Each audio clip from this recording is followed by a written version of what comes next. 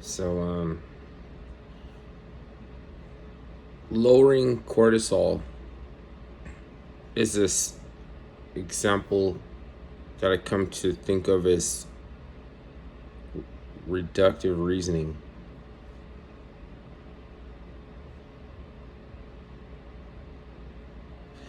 Um,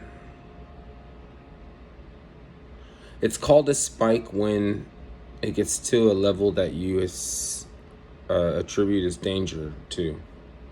Like I attribute this danger to a spike in cortisol. So you become volatile, and and it wears you down. Um,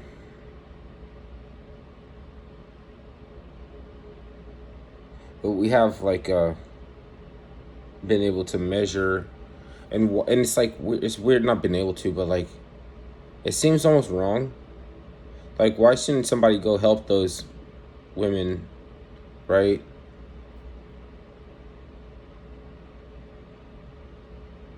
But that's a different type of reasoning. It's not. We're not. They're not the surveys that calculate cortisol levels and then tell you the neighborhood and stuff that you should want to move to, raise families and stuff. Their reasoning is not why should we help, why don't we go help those women. It's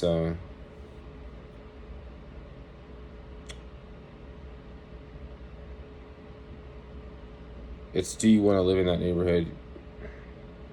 And there's a correlation. So look, it's like there's different indicators, and some of those indicators, you use a couple of them. You don't use all of them or something like that. In finances, like you pick a couple, because they're not perfect. They're not perfect. They're not perfectly apt to what the information is going to come across as. For like when people take the information away, you would think, why, like you would be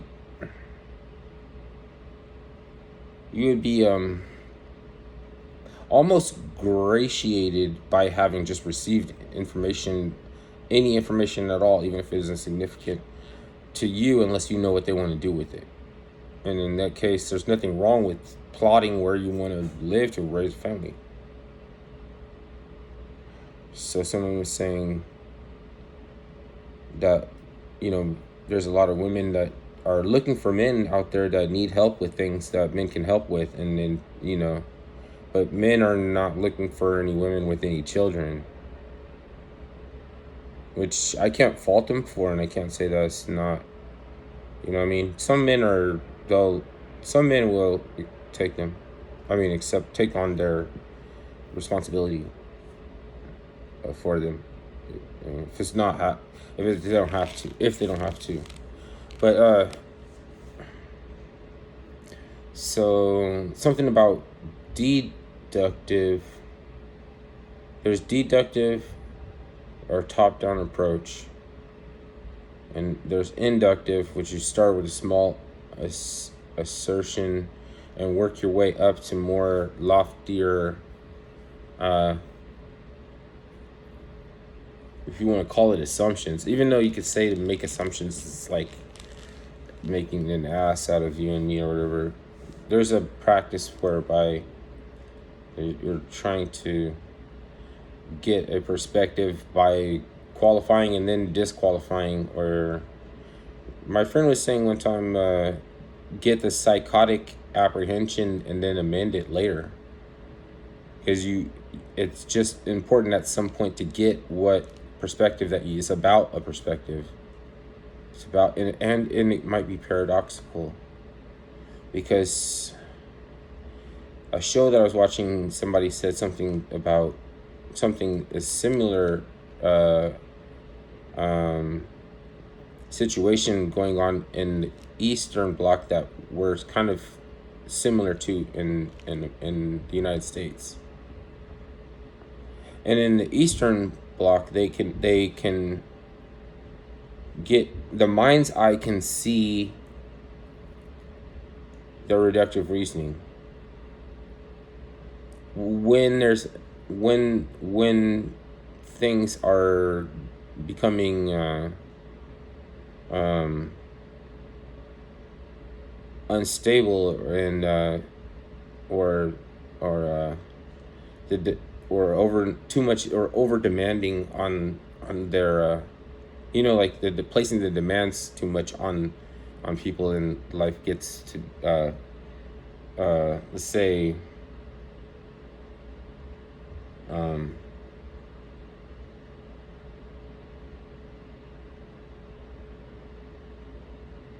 I don't know, what is that, more militaristic, more something towards well, I don't want to say what works and doesn't work over there. They were saying something about, it's like stigmatizing. Oh, gentrifying, stigmatizing, gentrifying. But either way you put it, somebody ends up moving. Somebody ends up migrating. It's like and resettling. That's what it was about. Migrating, resettling, and then the reductive reasoning is like kind of pushing them. It's kind of like, so they're saying the mind's eye could see it, and then it would be like, think about the top-down approach. You see it like kind of spelled out. Then it's kind of like addicted until it explains the process for the reasoning for whatever's happening. So then like it will be like a narrative that the government tells its people, but you just like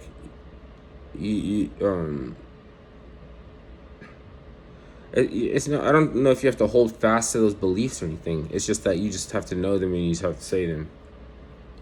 It's like don't make waves. Don't rock the boat. And then over here, we're saying whatever's happening over there is kind of different. Like they have different sensibilities, and what's going on is, as far as like what we think about is different for them. So like when it's, so we kind of like wholesale sign off, and then there's ways by proxy that we're affecting it. So we're inheriting the experimentalism. Like maybe we're taking it on. So you have to be a little bit favor something that is encroaching. So it's like you're rationalizing that would be encroaching, and then we're being sort of like lobbied to do it, because they'll come up with this crisis, and then we had no choice kind of thing. And then that's where we get a lot of because I think you can give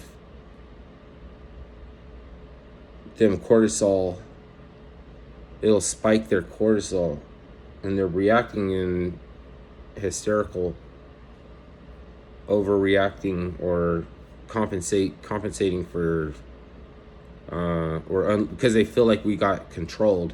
So because we're being controlled, we want to have something one-dimensional that we could say that we are against it, and this is why, and unload on them. That's what, what I'm saying. And then they're just, the corporate lobbies trying to incentivize people to during, like, okay, so during a little while there were like, it was like, but then they stopped, and now they're like trying to distance themselves, right? And then allow it to happen to maybe even try to encourage on the other side for them to try to do that too. You know, I'm saying, like, there's all January 6th, like, they took over the country almost. Because we were almost it was a hair's breadth away from once they get inside of a building, then all of a sudden they can start shot calling or something and telling people, okay, we're in the building. Tell the Navy, everybody to start listening to us now because we're inside of a fucking structure that people fucking built for it would be like, it's not cosmetic. I mean, there's function, and then there's cosmetic, and then there's a fucking fat chance because you know that they have like a mountain that they're fucking installation inside of underneath a mountain, and they can run. It'll just keep running shit. NORAD or whatever the fuck they do. White sand or something. Do you think we fucking kicked over the gate, rushed in and knocked over the you know what I'm saying, like, and now you could tell fucking white sand, you know, or something. You could tell like NORAD and shit. Yo, what's up? Like, you know who this is, right? Hey, you know who this is right now? We're about it. Holy, I don't know why this explanation works. I don't know why this works. I don't know. I'm aghast. I'm low Plinth, and it's hysterical. It is hysterical. It is hysterical too.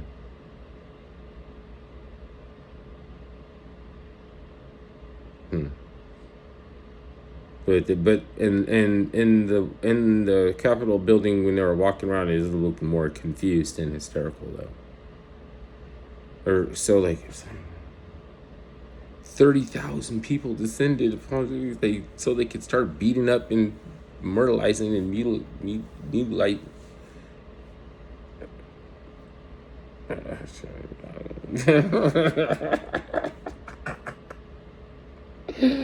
Oh no. It's the worst day since Pearl Harbor. This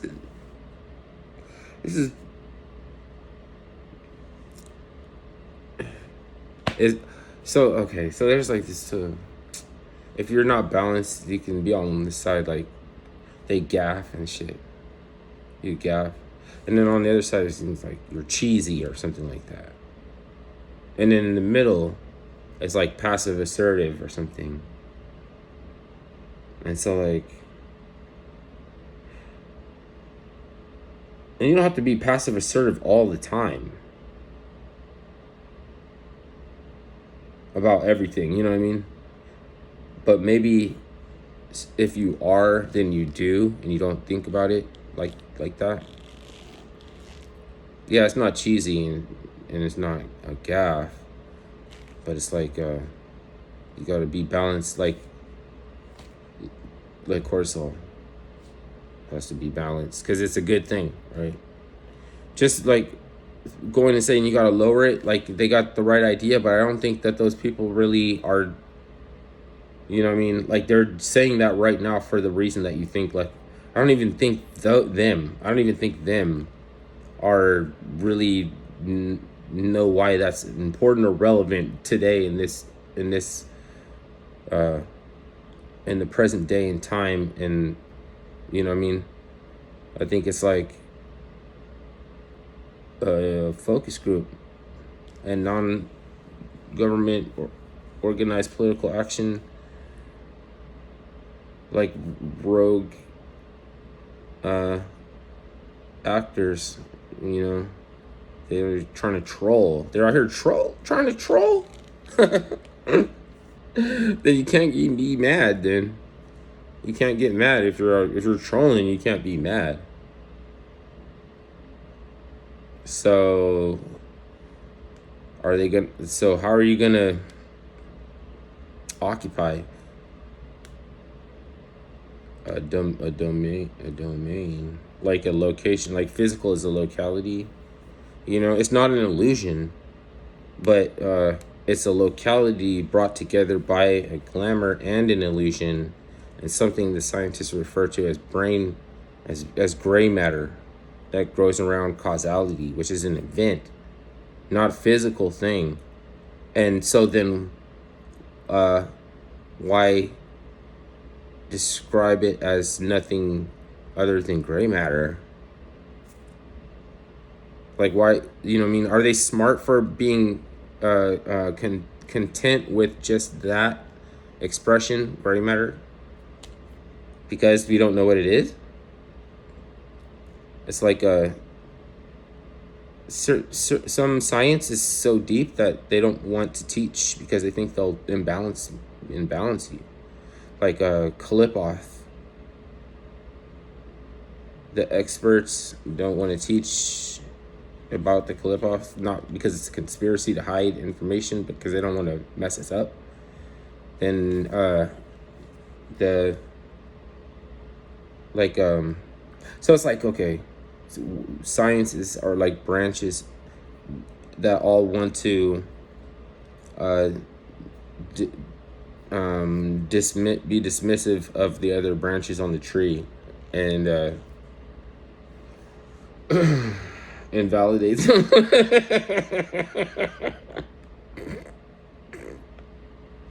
Because you could go so far off into the fringe, and you're encouraged to, and you know, and it seems like they're trying to open a portal from the 70s. I'll get a little bit more into that, why I think that is. It's not going to be armored skeptic stuff. It's because we were the aristocracy is this thing that when it splits, it becomes like a dichotomy too, right? They dichotomize us and control us and use us against the other one. I wouldn't say that they're both doing it. You know what I mean? I would say that one was an old guard autocracy, like and then somewhere like the Queen and MI5 turned against them. The bourgeoisie, they're the clown demons turned against the old guard autocracy, and it was right going into the technocratic caste system, and something with like the Silicon Valley and NSA or something, and got together to try and troll Russia. And it was rogue actors that there were like and then look at the Limite Dismeridianism, you know, OTO, and the separate from the OTO was Crowley, and he had a Limite band of actors that were street performing and they described their troupe as doing something called aesthetics, but it wasn't like the aesthetics like Opus Dei self-flagellation. Is like there's aestheticism and there's the aesthetes. I don't know what this is different. It's not the same thing. I'm not an expert on this shit. And there's aesthetics, and then there's aesthetics, which is like, one is like atmosphere and, you know, like lifting the spirits and aesthetic value and stuff. The other one is self-flagellation. This is weird, right? That sounds like I'm losing it. Maybe you all have to. Maybe it's like you can get caught up on something like sex and gender. You know what I mean? Because I'm not confused when you're telling me my sex is male. You know what I mean? But no, my gender is male. Like, it's okay. I understand. I'm going to lower the rhetoric down to the level that I understand what you mean when you say it, so that I don't, like, what are you saying? I'm a freak? Or what are you calling me? Like, are you know what I mean? Like, no homo, for real. I'm like, my gender is male. You know what I mean? There could be an infinite number of different sexualities, because what it goes along with that which is seductive to my own sensibilities, and something that might maybe turn me on or something like that.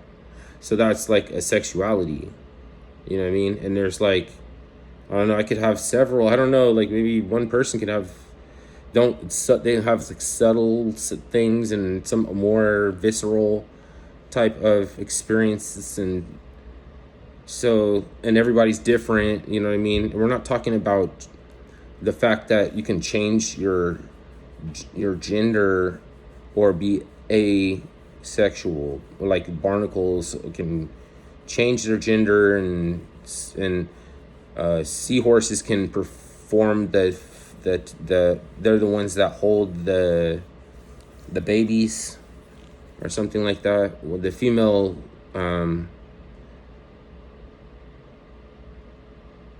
I don't know. It's weird. I don't know. It changes its sex. I don't know. It's like I don't know. I don't know.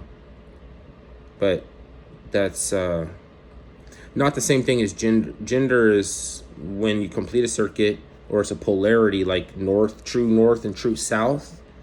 You know, or something you could say is protruding, has outdoor plumbing or outdoor plumbing versus indoor plumbing. It's always going to be the dualistic aspect, and then sexuality is the variable that is multiplicity. That's multiplicity. You know what I mean? So why are so you know, I think that people are using these subjects to come up with pronoun and stuff like okay, to me that's like you're trying to say that you at one point in time felt accepted, but then you became like you believed to be superior, you know. So like that's what happened.